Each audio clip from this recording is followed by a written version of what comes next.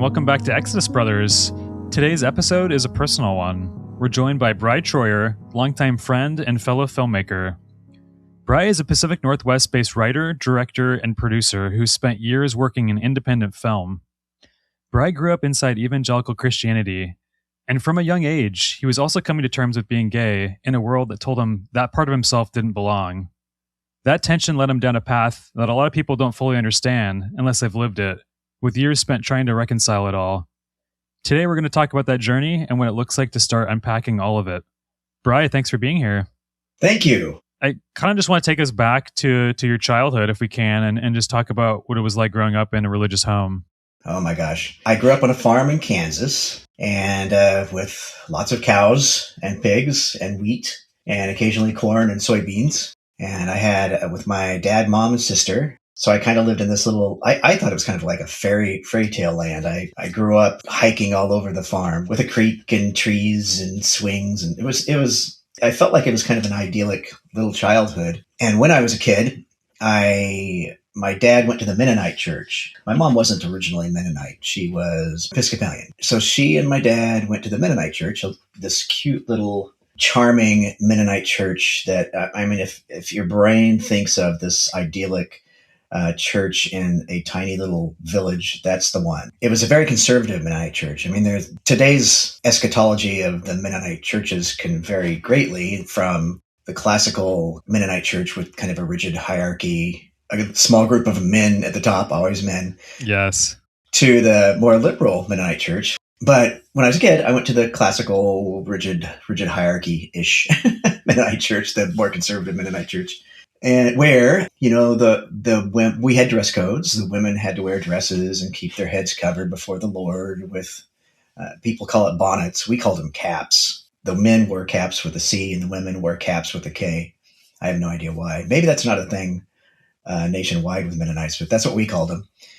And they couldn't wear jewelry unless they were approved, stuff like that. And then the men they could wear blacks, grays, blues, overalls.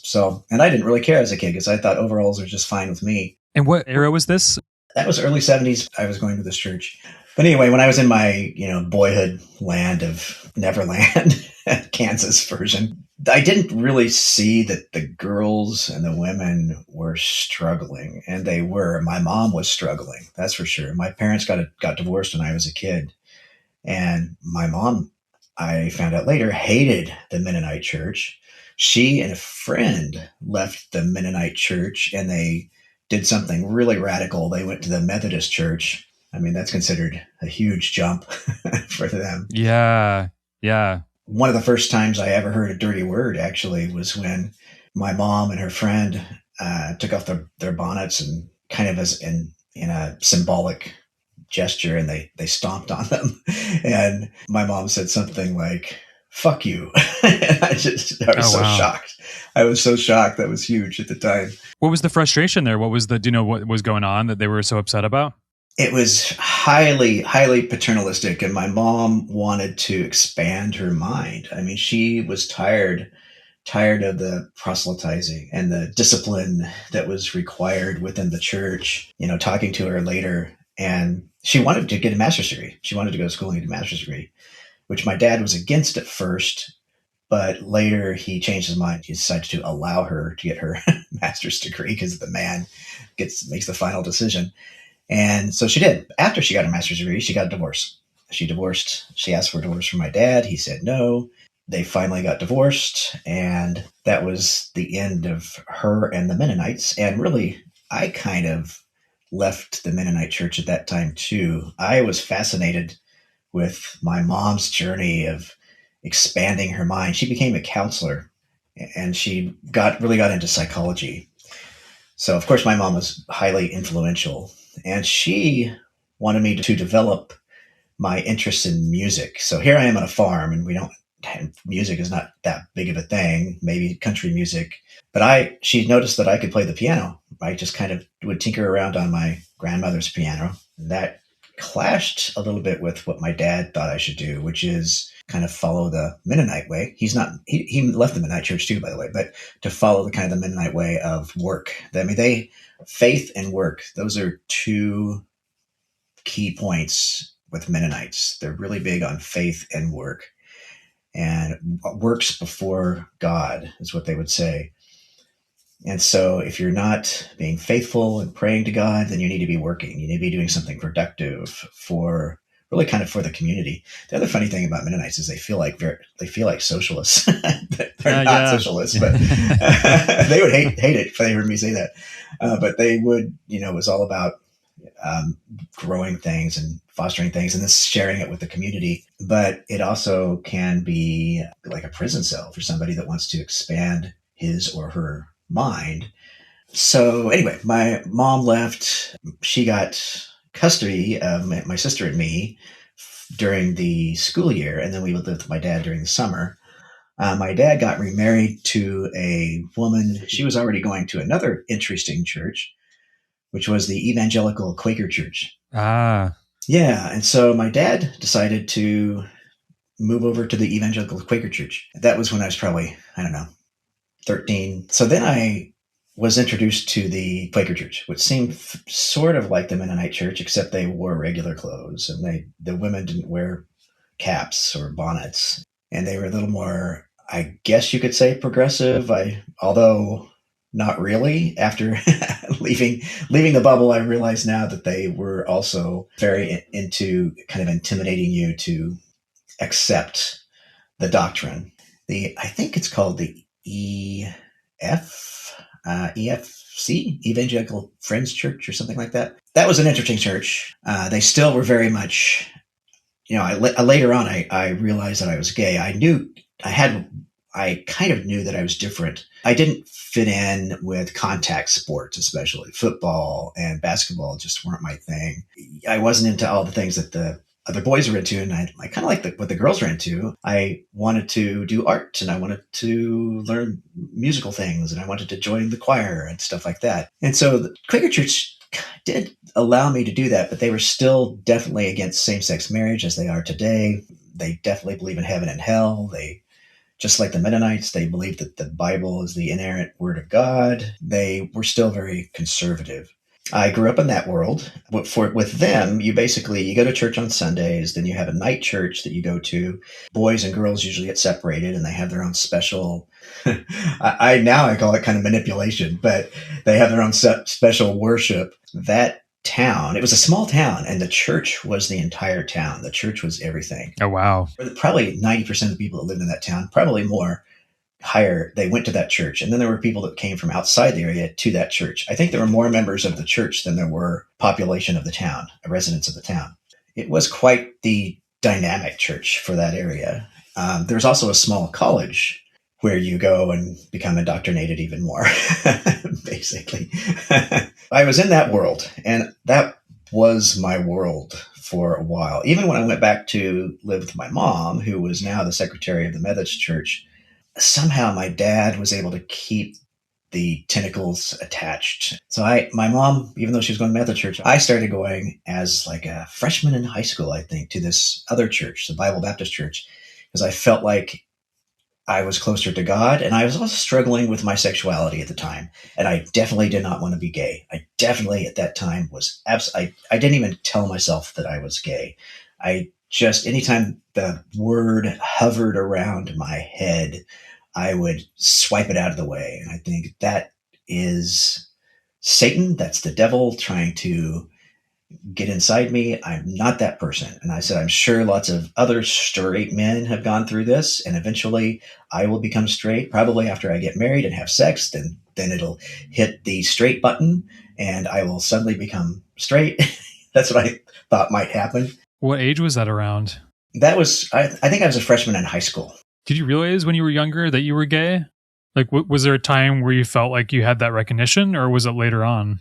Yeah, I did know that I was different when I was younger. Even from grade school, I knew that when the adults would say, "Do you have a girlfriend?" I'd think, "No, I don't have a girlfriend. Yuck, I don't want a girlfriend." And when other boys were starting to decide that they liked girls, I still didn't. I was like, "No, that's not me."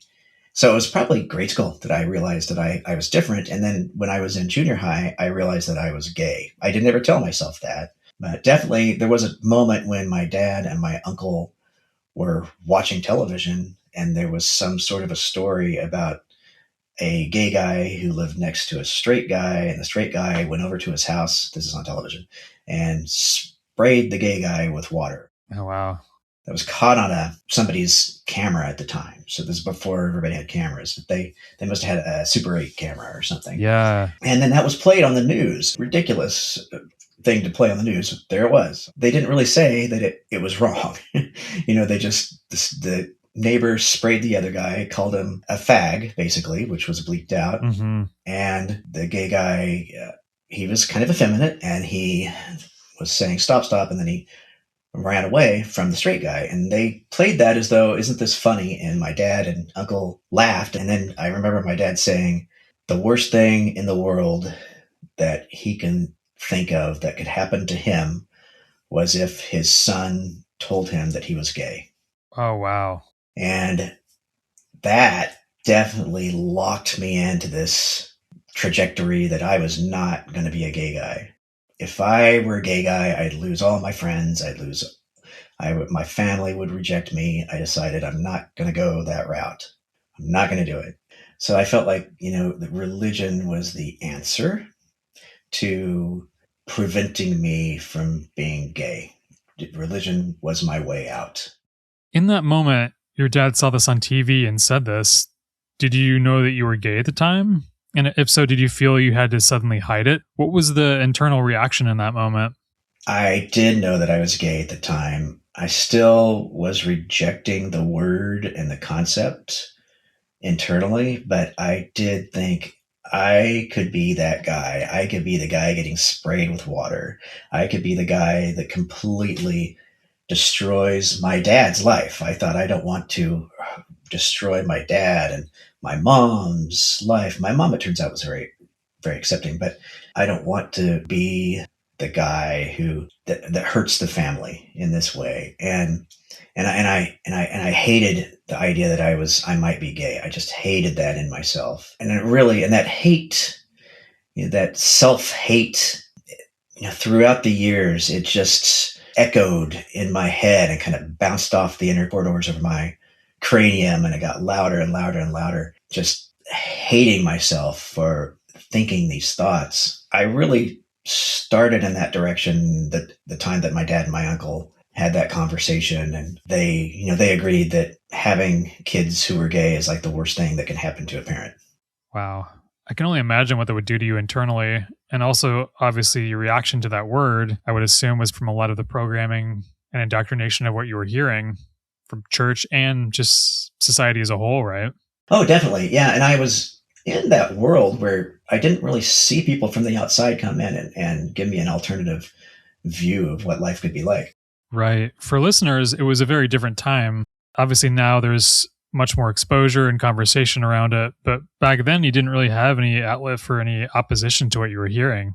Yeah. And the people that were there to care about your struggle, they were there to bring you into the straight world, basically. They were there to prescribe the religious method of prompting you out of homosexuality, basically. So, because I did talk to a couple people, and I never told them that I was gay, but I lightly discussed this with them, kind of as I struggle a little bit, with this issue, but it's not much. That's kind of where I was coming from. But really, I was struggling a lot. I was, it kind of consumed my world, but I was really good at hiding it. And it sounded like you were very alone in it. You didn't really have anyone else. It's not like you had other gay friends or neighbors that you knew personally, right? I didn't. Ironically, I did and didn't know it. But at the time, I did not think that I had gay friends, lesbians. I thought I was it. And I did think that there were gay people out there, but they were very strange people who journeyed away from religion. The evangelical Quakers believe that some of these gay folks were possessed by demons. Like, if you're gay or lesbian, Exodus kind of pushed this idea into my head as well. If you were gay or lesbian, then you were opening yourself up to demon possession. Mm-hmm. And in fact, at the evangelical Quaker church, they had a situation where a mom, her son had told her, this happened when I was probably in 5th or 6th grade, a mom going to the church was informed by her son that he was gay. And they wanted to try to get that son to come to the church so the elders could lay their hands on him and try to expunge the demon from him. But he didn't do it. And so instead they did this with the mom. She went to the front of the church. The elders put their hands on her and prayed that the demon would leave her son. And that's another thing that affected me. I thought, if I'm gay, demons could infect me. Now I don't really believe that, but at the time that was also quite horrendous, and I would even have nightmares this was happening, and I would try to fortify my walk in the Lord, is kind of the language that they would use, to build a wall around myself to prevent demons from possessing me. but I did struggle with that, as a younger person. Yeah, I mean, that's the power of indoctrination, right? When that's all you've been exposed to. Yeah. You start to internalize it. You're being shown, if someone is gay, this is what happens to them. This is what you should fear. And there's no alternative voice that's pushing back on that. Did it ever feel like your identity was shaped more by how others saw you than by what you actually knew about yourself?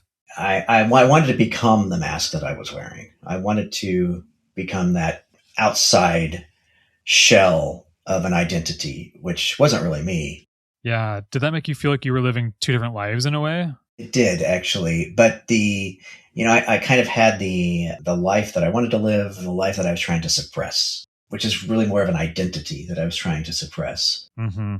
And I was really good at hiding that identity. I was really good at wearing the costume of heterosexuality and being the good Christian boy. Yeah, so I'm high school Bible Baptist, and it was about that time that I decided I needed to take a stronger step in expunging this enfeebled man that I was. I had to expunge that person. I had to get rid of the gay person inside me, and I just was determined to do that. And so I went to a youth revival. That's where conservative Baptist churches. Were you part of the Baptist church? I can't remember. I think I wasn't directly, but my parents were involved in some Baptist churches when they were younger. Yeah, so, and lots of family in them, so very familiar. Yeah, so you are familiar with the evangelical praise God type stuff. Yes, all too well. So we went to I think they call it the Youth Quake Revival or something goofy like that, which was in another town. And they had their musical manipulation thing going on. I've heard it referred to as the 3Ms, music manipulation method. So you walk in and they've already got the music going, and they have like a little band with the guitar and the bass and the drum set. So I walk in, they're kind of playing the stuff for all the young people, and the lyrics are on the screen, going by on the screen, and you could join in and start singing. And pretty soon we were all just kind of swaying. Basically we're melding into one person for Jesus, it felt like, or one identity for God. Interesting. Transformed by the power of Jesus.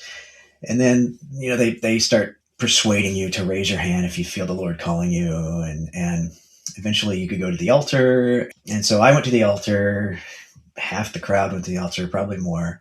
And then they invited us to break into smaller groups. The girls went one way, the boys went another way. There were probably maybe 10 of us, and they gave us a little sermon about temptation, about how you've gone through puberty, or you're going through puberty, and you're going to be tempted to have sex and all this stuff. These untrained people giving you a sex ed class at the Bible Baptist Church.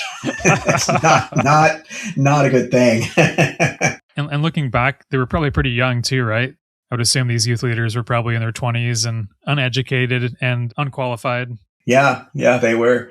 I thought, this is not, at the time I didn't realize it, and they were trotting out these Bible verses, like, what is it, Matthew 6:13 maybe, turn from temptation.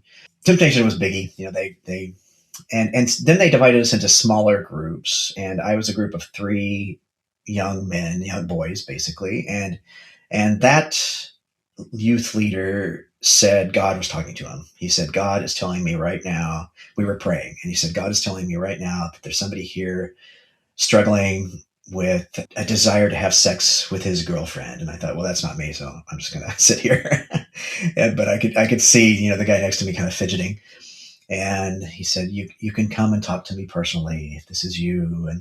And then he said something about, and another one of you is clashing with your parents and you're disobeying your parents. And so if that is you, come and talk to me one-on-one. And they said, and then somebody else here is perhaps struggling with an attraction to somebody of the same sex. I thought, oh shit, God told him, that's me. I've been conditioned all night to believe that God is going to talk to me through this youth pastor. And here I am. I'm the guy that is attracted to somebody of the same sex. And so I did go talk to him and I told him I was the one. I'm the one that God was telling you about. Looking back on it, I realize now he probably has talked to other young people that have had the same situation. And that's just one of his routine things that he would say. Right. It's almost like a bad fortune teller that's just telling you generic things that most people feel. It's exactly that. But I thought he was talking directly to me. I am the one struggling with homosexuality. I am the one that needs the help. And so he said he knows about this new program I could become a part of, and it's been very effective. He said a lot of people who think they are homosexual or they might think they might become homosexual. This is his terminology. This is not the way it works, ladies and gentlemen. To the contrary. Yeah. Right. Yeah. He said that I've got this wonderful program. It's called Exodus International. And here I know whenever I say that to people, they've heard of this thing called Exodus. Yes. It kind of was a big deal in the 80s and 90s and even into the 2000s until it all came crashing down, which I rejoiced in the Lord when when that happened. But yeah, so I joined this Exodus program. I joined on my own. I've talked to other people who joined Exodus when their parents drove them to a Exodus boot camp or something like that. But I joined it on my own. So I willingly did this. And they hooked me up with a counselor. I was fearful that other people would know I was doing this. And the counselor said, well, you know what? I play the guitar and you want to play the guitar. So we will just call this guitar lessons. So I went to guitar lessons at the Bible Baptist Church once or twice a week. Guitar lessons in quotes. I'm making quote signs with my hands right now. And so I would go and I would practice the guitar for 10 to 15 minutes. And he'd show me some things about the guitar. And then we would launch into the Exodus programming. I would pray. I would have lessons, basically techniques that I would use to push thoughts of homosexuality out of my head. Basically it was a counseling to make me straight. Right. Like conversion therapy, essentially. It was conversion therapy. Yeah. Yeah, that's exactly what it was. And nobody knew I was doing this except for one of my friends guessed that I was probably doing this, I think because he was doing the same thing. So I was doing this. I did this for probably 6 months or so. And then I kind of decided this is not working. This is a pile of caca. And I just stopped doing it. I still wanted to be straight. But I at that time, I decided I was bisexual. I'm really gay. I'm 99.9% gay. But I decided I'm going to be bisexual. So it didn't work. I realized it didn't work when I went to this, they call it a big meeting, Exodus meeting in Oklahoma City. There are other people who were not gay and not lesbian, struggling to not be gay and not be lesbian. And then they had these speakers that came out. It was funny because one of the speakers, a couple, they came out and they were clearly a gay guy in a marriage with a lesbian woman. I mean, she looked like Leah Delaria. So yeah, so they trotted out these people that were now straight. Exodus kind of changed their methodology. At that time, they really were saying you could become straight, you could become heterosexual. Later, they went through this period where you can suppress your homosexual thoughts and focus on heterosexuality. But because suppressing is good for you, right? Right. Of course. You can become a wonderful person. Yeah, put on that mask.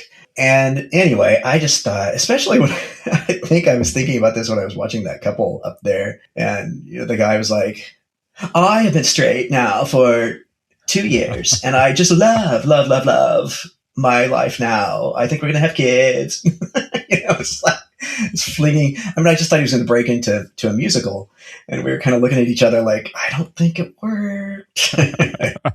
I'm just curious if you're able to explain what were the methods they used at Exodus International.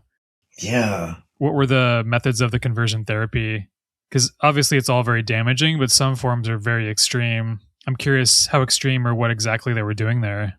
I don't want to sound lucky, but I think I had the less extreme version because I definitely have talked to people who went through serious traumatic experiences with Exodus. And my experience was still traumatic because they're telling me I'm not who I am, basically. Mm-hmm. But in my case, I would meet with this counselor, and he would give me methods for absorbing, I guess is a term that he had used, my masculine self. You know, he would look at it as there's a masculine person inside of me that just needs to be freed. You know, I just need to open up my heart to Jesus, give it all to God, to Jesus, and then I will realize that I am a straight masculine man. And one technique, it was called the BAT technique, which I still can't remember what that stands for now. It's like belief, answer to Jesus, but it's BAT, B-A-T. And so he said, and I guess this was a technique that others learned as well, that as soon as a gay thought comes into your head, they wouldn't use the term gay either, they use the term homosexual, but as soon as a homosexual thought came into your head, as soon as you perhaps looked at another male and thought, that's an attractive person, you bat that away. And so I did that a lot, and my head would even jerk. People would say, your head's jerking. You know, it's because I was batting my thoughts, these horrible gay thoughts, out of my head. I'm glad I stepped out of it because now I threw away the bat and I accept myself for who I am. But at that time, that's what I would do. I couldn't be around some people. There are some friends that I had that I stopped hanging out with them because I would have to bat my thoughts out of my head, you know, when I was with them. And one thing about this, I remember my friend who did not go to that meeting, but I'm pretty sure he was going to these counseling sessions as well, because I mentioned the word bat to him, and he knew what it was, but we had not admitted to each other. He killed himself. He hung himself. Oh, wow. Later, looking back, I realized that I got it in small doses. It's like being fed poison in tiny teaspoon doses, you know, and you don't realize until later that you've completely been poisoned by this thinking. You've been buried and inculcated by this doctrine that is pushing your identity into the grave, ultimately. And then I didn't realize he died until a few years after he died. And I had already come out of the closet at that time. But oh, wow. I think that's where this type of counseling led people. And I think that's one of the reasons Exodus collapsed. Alan Chambers and Michael Busse, I think was his name, probably in the 2000s, they were both gay. You know, they were the leaders of Exodus. And at the time they claimed that they were gay and they had transformed into straight men, but they both said, no, we're still gay. And they came out of the closet and shut down Exodus, basically. If that isn't a perfect example right there, you know? Yeah. When you're being told that who you are at your core is wrong and sinful, something to reject, it kind of teaches you to turn on yourself, essentially. And I don't know how do you even carry that? How do you live with that unless you've got some kind of healthy way to process it? Yeah. Which, at least back then, most people didn't. One thing that I did, I'm not doing that as much anymore, but a couple of years after I came out of the closet I was married at the time. I came out of the closet when I was married, and my wife, who was wonderful, I'm still friends with her. She was okay with it. I mean, she struggled with it for a while, but we're still very good friends. After I came out of the closet and kind of processed what I'd been through, I decided to help other people that were in the same situation. I actually went to law school at George Washington University, and so I was in Washington, D.C. at the time, and I volunteered for Gay and Married Men's Association, Gamma, and I saw a lot of that in Gamma. There were a lot of religious men in Gamma who were either still married or recently divorced, and they had gone through the same thing that I had gone through. And so I I wanted to be there to help them understand that identity that they have is worth being nurtured and uplifted. And you can, it sounds like a cliche, but you can be who you are. You can be exactly who you are, and you don't have to fear that. And so there are a lot of men that were in that group, actually, that needed to hear that. Good for you for helping out in that way, though. That's a big deal. And I feel like Thank you. Even now, things have gotten better in a lot of ways, but you still see a lot of this messaging around LGBTQ plus issues, especially from these Christian nationalists that are essentially saying that, schools are pushing this on children and that society is pushing it through movies and entertainment, and that it's being forced upon people to choose this lifestyle. Oh my God. And that by talking about it and teaching kids about it, it's actually putting it in their minds. And it's a lot of the same language that you're seeing coming back. How do you feel about that? Oh, it's definitely coming back. In fact, there's a very robust movement in some states like Oklahoma to block teachers from even using words like gay, lesbian, trans. They can't even discuss it. If you're married to somebody of the same sex, you can't even mention it. Yeah, it's Handmaid's Tale stuff. For you, because it's more personal, obviously, for you, it was obviously pretty bad when you were coming of age and a teenager. And then it seemed like it got better for a little bit, right? But then does it seem like it's gone backwards again? Or how do you view it now? Under Trump, under this, I don't know what the combination of factors are that are creating this. Maybe it's social media, kind of a conservative leaning social media, or yes, social media that's pushing these ideas onto people. We kind of live in this society that can't have discussions. We can only go so deep as a meme, and then we can't get go any deeper. So I think society is swirling downward right now. Hopefully, in fact, I have faith that we can turn it around and have better lives. I do think that overall society has moved in a direction that is certainly more anti-gay, anti-LGBTQ plus, and that scares me. And I think we need to be active. I think even our allies need to be active. Agreed. About this. And it's not just LGBTQ plus people. It's people who are not white nationalists, people who are not, straight white male people. That's terrifying to me. Yeah, they want to eliminate the separation of church and state so that they can rule by their religion, which is very disturbing to me.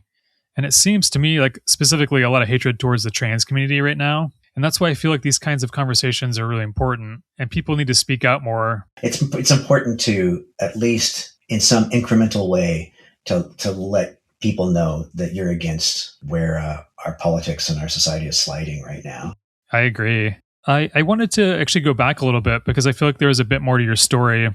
You obviously got married and then you realized during that marriage that you were gay. What age were you then and what time of your life was this and what sparked that? Yeah, I was in my 20s. I was questioning religion. I had met people who called themselves atheists, and I thought, wow, that's a bold step to call yourself atheist. And I think I was moving in that direction as well. In fact, now I do consider myself an atheist. At the time, I was probably in my early mid-20s, and I got accepted to UC Berkeley, and I worked in a bookstore, which was outside of Berkeley. And I met this amazing woman there who was the manager of the bookstore.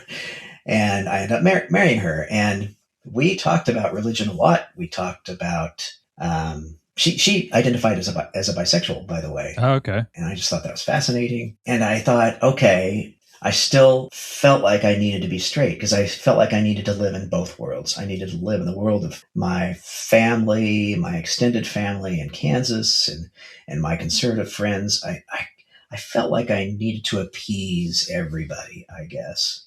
Sort of a people-pleasing tendency in a way? Yeah, it was. Yeah, I was susceptible to this idea that I had to be kind of a generic person in order to fit in with society, which is not the case now, I understand. But yeah, so I worked at the bookstore, and I also met Nancy, who was at the bookstore, and I just thought she was a fabulous person. I loved being around her. And finally, one day, I just asked her if she wanted to get married. She said yes, and we did. And I realized, I loved her very much. I wanted it to work, but I was still a gay guy. That's when I just admitted to myself I'm a gay guy. And so I told her. I think she suspected that this was the case. And we split apart, and then we came back together, and we're now friends. We've been friends for decades now. I mean, we're still very good friends, but that's what happened. It happened while I was in Washington, D.C., right before law school started. So I was dealing with a lot of emotions at the time. Yeah, was she pretty understanding when you told her this, or was it a tough thing? At first, it was tough. She was hurt because, I was the man that she was planning to be married to for the rest of her life. But she also was very understanding. And she still is very understanding. And she accepted it. And we were able to move on fairly quickly. So definitely when I was working at Gamma, I met most men did not have that history. It's like it's putting the pressure on these people that are the ones coming up, but really it's society that has created these scenarios. Oh, yeah. I hope that happens less than it used to. Yeah. But yes, I mean, definitely you had, in almost every single case, a gay man who gets married to a woman, that their goal is to change their sexuality. Their goal is to change who they are, or try to embrace heterosexuality to the point that they can live a happy marriage, or they can have they think of it as normal. The normal way to live is to be with a woman, have a family, have heterosexual friends, be successful in the workplace. This is the dream. And therefore they feel like they have to be that person, and they get married and they realize it's not possible. They can't be that person. Once they start peeling off the layers of indoctrination and societal indoctrination, they realize that they are a gay person inside, and they need to live their life as a gay person.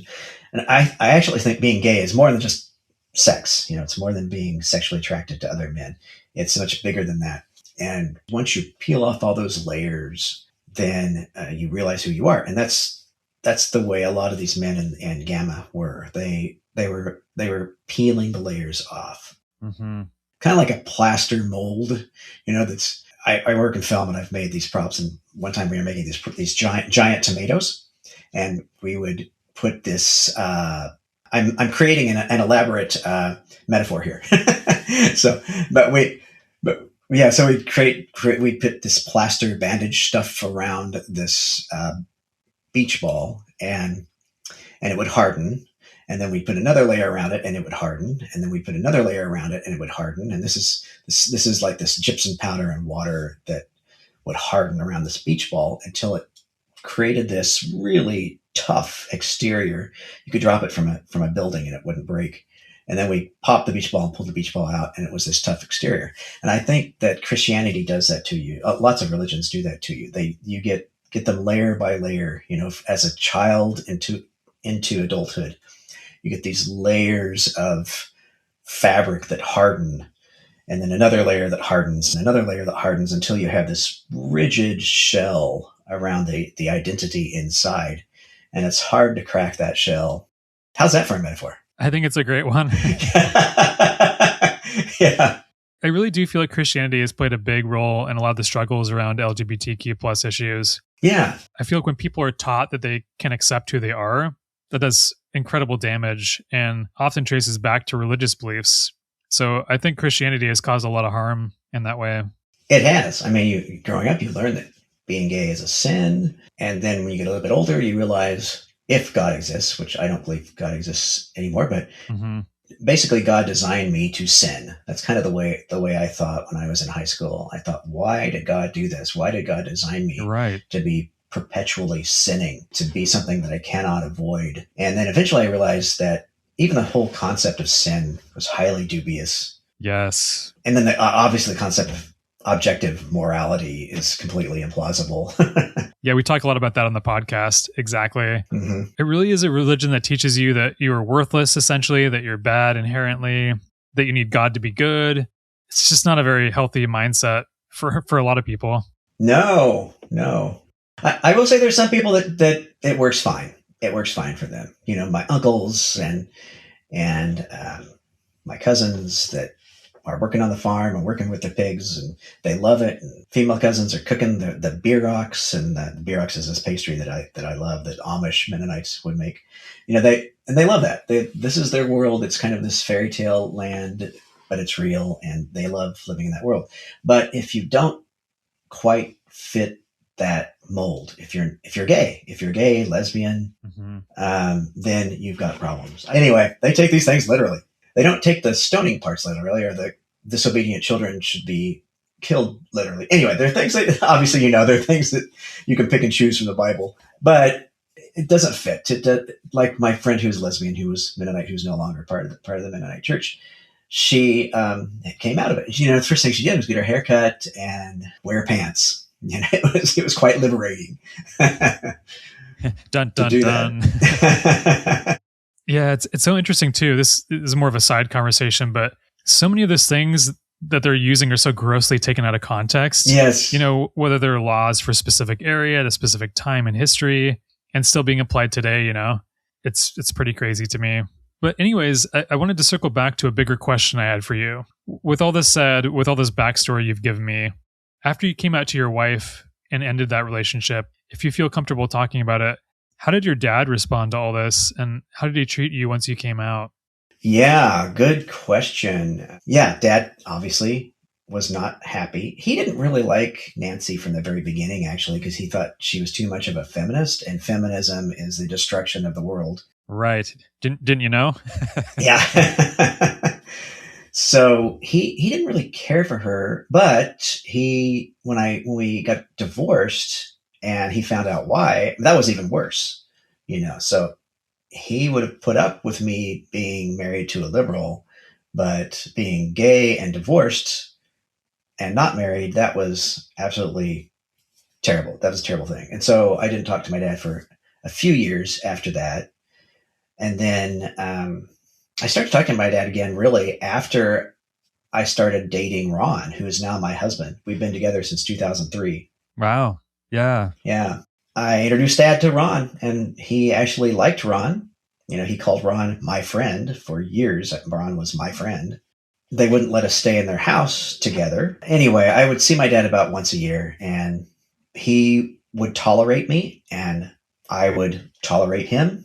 And that's about where we are. That's where our relationship is. My dad is almost 90, and he still does not acknowledge that I am married to a man. Ron is still my friend. Luckily, my two sisters and my brother, they're all very religious as well. They will ask me about Ron. At first they were also not happy with me coming out of the closet and being gay, but they'll probably listen to this podcast and think, how dare you talk about us? But I think they've come around to embracing who I am. They still call it a lifestyle. They still call me and Ron. Yes. We've been living our lifestyle for 2 decades now, but they are accepting of me having a husband, and they like Ron.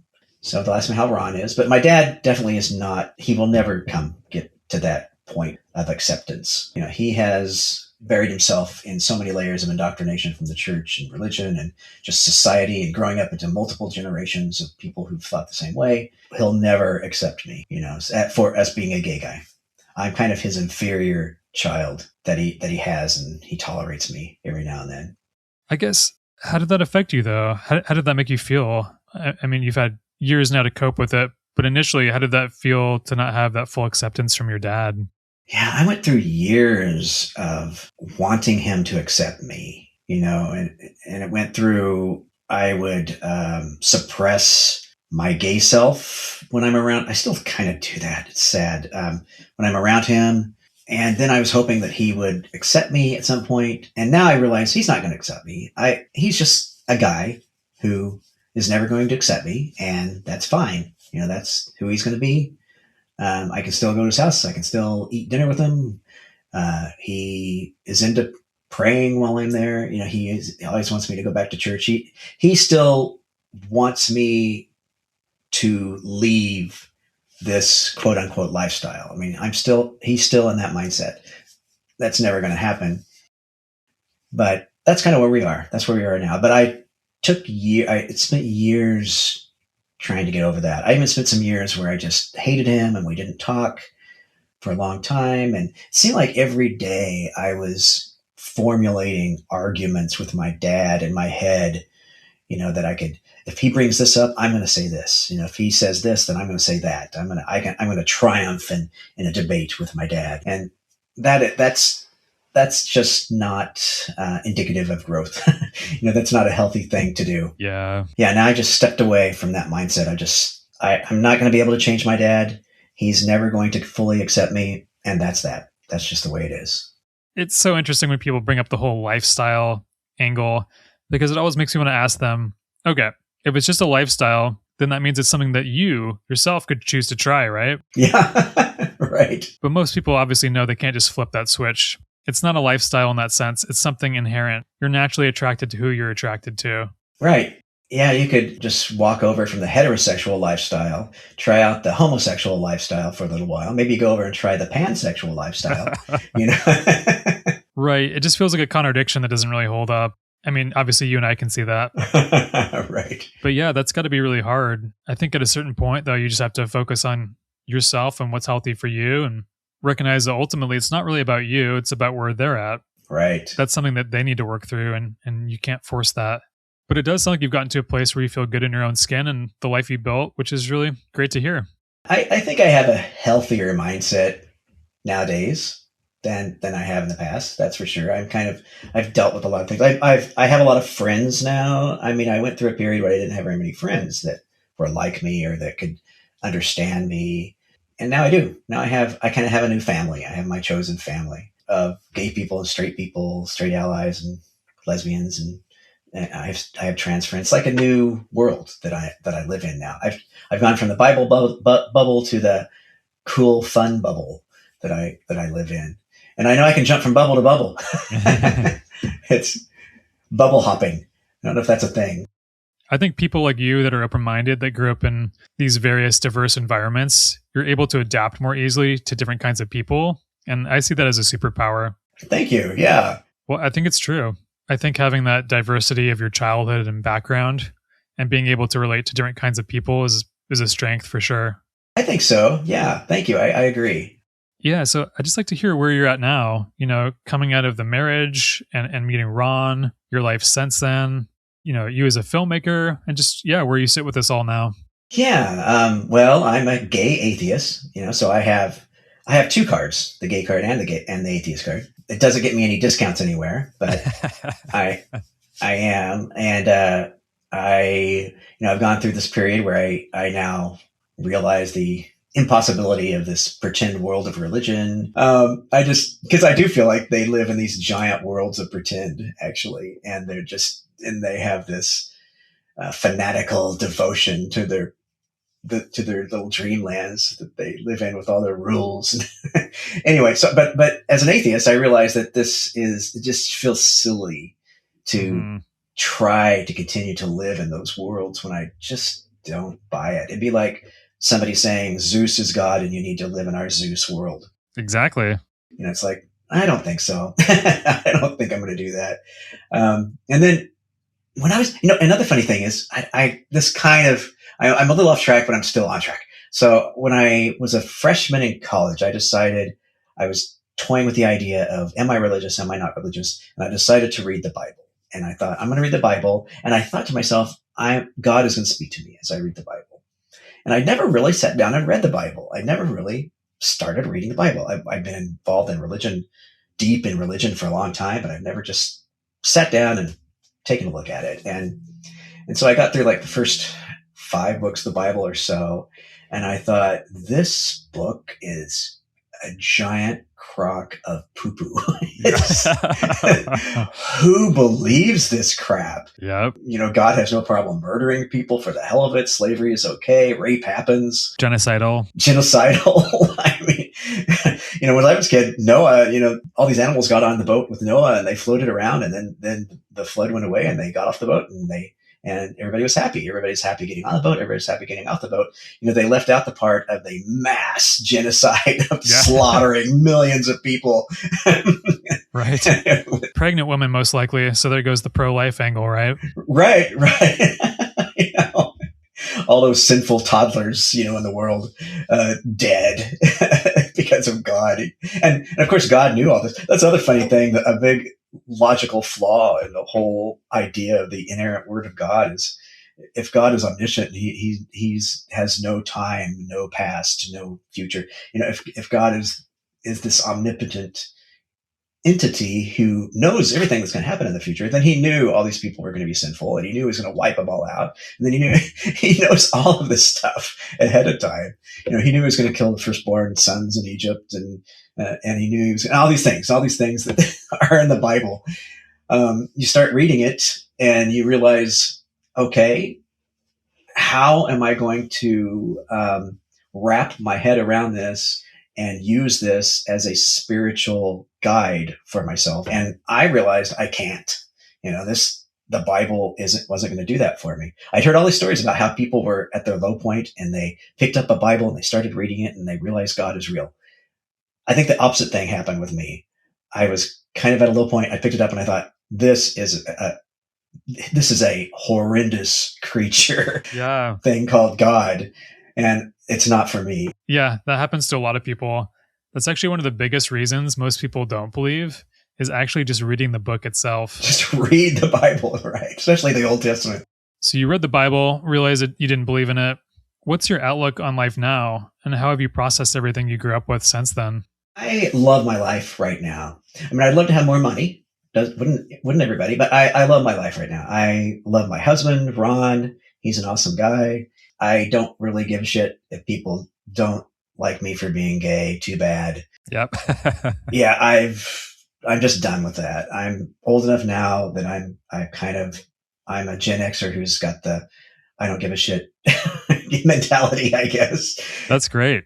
And so now I don't really care if people don't like my lifestyle and who I am. I also care about other people. I mean, I love humanity, and I want the world to work better. I want the world to be a better place. And so I'm always open to, I hate to use the word counseling, but I'm always open to being a counselor. I'm not a trained counselor, but kind of being somebody that people can speak to if they're having issues, especially centered around sexuality. Because I've been there, I've done that, I'm over it, and I accept myself for who I am. So whenever somebody doesn't accept me, I just think, okay, that's fine. You don't have to. Just don't dwell on it. Don't hurt other people.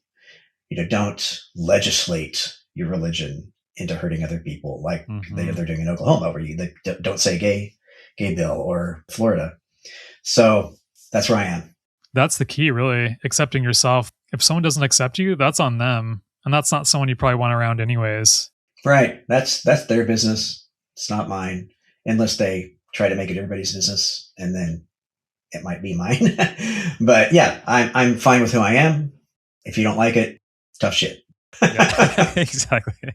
And how about the filmmaking? Has any of your upbringing kind of informed your writing or your work in general?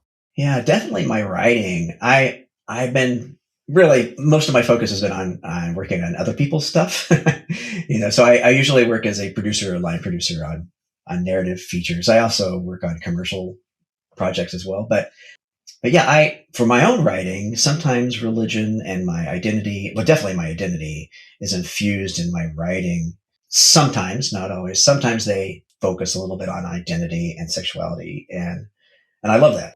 Yeah, because even if you're weaving it into something like, say, horror or any genre, really, there's so much social commentary happening in films right now. There are. Which I think is great, because you can deliver a meaningful message in a way that really sticks with people. Yes, I agree. I mean, when I talk to people who have come out of religion, especially gay and lesbian people and trans people who were embedded in some sort of religious community and they came out of it, those stories fascinate me. I think they're very interesting to hear their stories and how they were able to break free. I mean, a lot of people had much more horrendous childhoods than I did, especially women or trans people who grew up in those communities. So I like to hear their stories, and I like to embrace them and tell them that I love them and I can be part of their family. That's kind of who I am now. That's awesome. Yeah, you're taking your experience and you're using it in a way that helps other people, which is really great. And I just really appreciate you as a human being and appreciate you for coming on here. Thank you. This was fun. Yeah, I think that your background is fascinating, how you traveled from place to place. Yeah. Yeah. It's funny. I didn't really think of it in terms of being particularly interesting until we started sharing it. And like, oh, I guess it is kind of weird and unique. Yeah. I also had a brother that came out, too, and experienced similar things, so, it's just something that's important to me. Yeah. And thank you for having this amazing podcast that I think helps a lot of people. I think it's an excellent podcast to have in the world. Thanks so much, Bry. Really appreciate it. Thank you so much for being here and for sharing all of this.